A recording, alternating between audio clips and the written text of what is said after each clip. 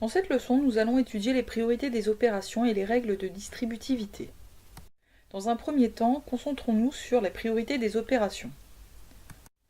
Premier cas de figure qui se présente. Nous sommes dans une suite de calculs sans parenthèse.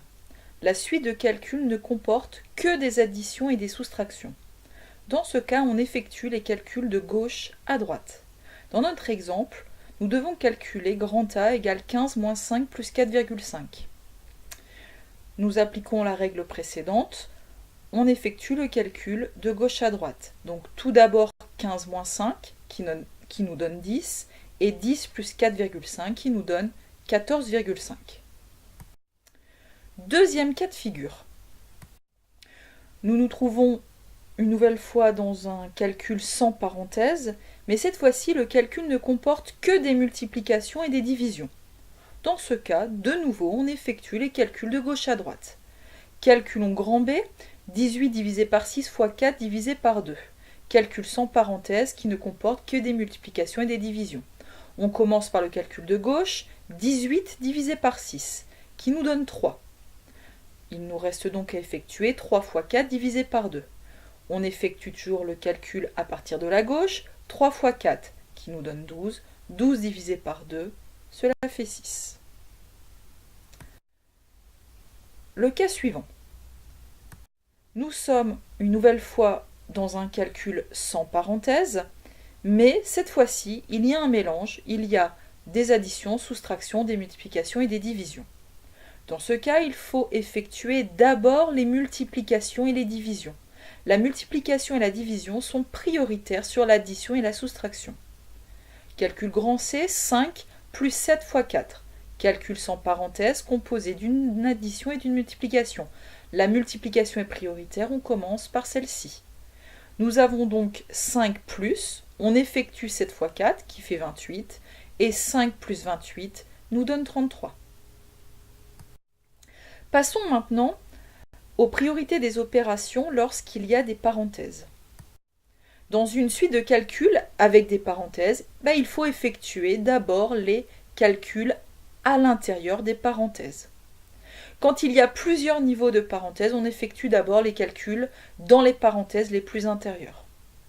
Dans notre exemple, grand D égale entre parenthèses 5 plus 2 fois 3, nous effectuons d'abord le calcul entre parenthèses 5 plus 2, qui nous fait 7, et 7 fois 3, 21. Nous avons donc étudié les différentes priorités des opérations. Maintenant, passons au calcul d'expression avec un quotient. En sixième, nous avons étudié que 20 divisé par 5 peut aussi s'écrire sous forme d'un quotient avec au numérateur 20 et au dénominateur 5. Si nous devons calculer l'expression 14 plus 2 sur 3 plus 1, eh bien en fait cela revient à calculer l'expression entre parenthèses 14 plus 2 divisé par entre parenthèses 3 plus 1. En fait, calculer une expression avec un quotient revient à calculer une expression avec des parenthèses. Donc pour notre expression grand E à calculer, on commence donc par le calcul entre parenthèses, 14 plus 2 qui nous donne 16 et 3 plus 1 qui nous donne 4. 16 divisé par 4 égale 4. Maintenant, découvrons les règles de distributivité. Quand nous avons trois nombres, petit a, petit b et petit k multiplié par entre parenthèses a plus b, eh bien c'est égal à petit k fois petit a plus petit k fois petit b.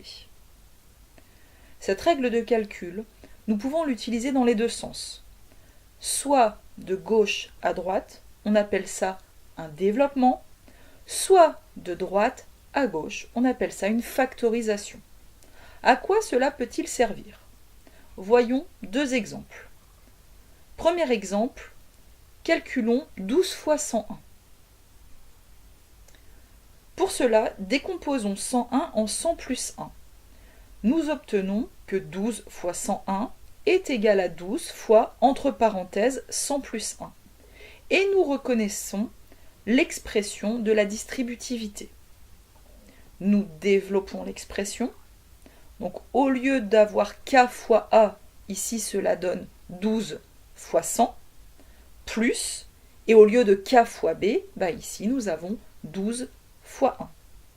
Nous tombons sur une expression sans parenthèse qui comporte des additions et des multiplications. La multiplication est prioritaire, les deux multiplications sont prioritaires, nous les effectuons en premier. 12 fois 100 égale 1200, plus 12 fois 1 égale 12. 1200 plus 12 égale 1212. L'utilisation d'un développement nous a permis de calculer mentalement 12 fois 101 sans avoir à poser l'opération et sans utiliser la calculatrice. Deuxième exemple, pour montrer une utilisation de la factorisation. Nous devons calculer 3,1 fois 4 plus 3,1 fois 6. Nous nous apercevons que 3,1 apparaît dans les deux parties du calcul, dans les deux produits. Nous allons utiliser la propriété distributivité. En fait, ici, il faut reconnaître k fois a plus k fois b. 3,1 joue le rôle de petit k, 4 joue le rôle de petit a, et 6 joue le rôle de petit b. Si on utilise la règle de distributivité, c'est-à-dire on factorise, on obtient donc k fois, entre parenthèses, a plus b. Ce qui nous donne ici 3,1 multiplié, on ouvre la parenthèse, 4 plus 6. Nous sommes face à un calcul composé de parenthèses, il faut d'abord effectuer les parenthèses. 3,1 fois 4 plus 6 donne 10, 3,1 fois 10, 31. Nous avons aussi utilisé une factorisation pour faire un calcul sans avoir à poser la moindre opération.